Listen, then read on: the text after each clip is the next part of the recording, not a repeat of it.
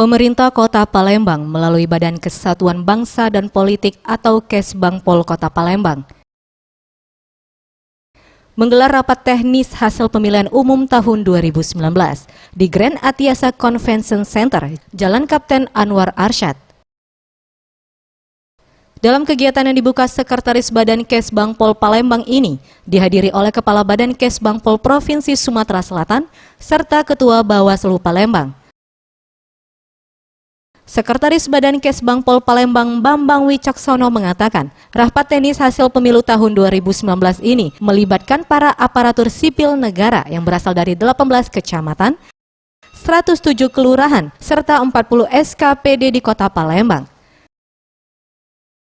Rapat bertujuan untuk mengevaluasi pelaksanaan pemilu tahun 2019 di Palembang untuk memperbaiki kekurangan dan kesalahan yang terjadi dan mempertahankan kelebihan yang ada.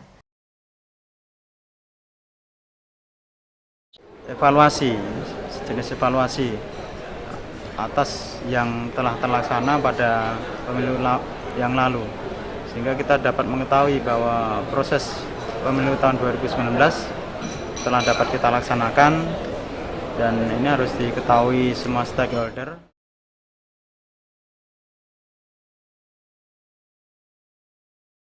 Ia menambahkan, sementara untuk peristiwa bermasalahnya 5 komisioner KPU pada pemilu tahun 2019 lalu, hal tersebut akan menjadi pelajaran dan akan dievaluasi pada rapat ini, agar pada pemilu tahun 2024 tidak terulang lagi.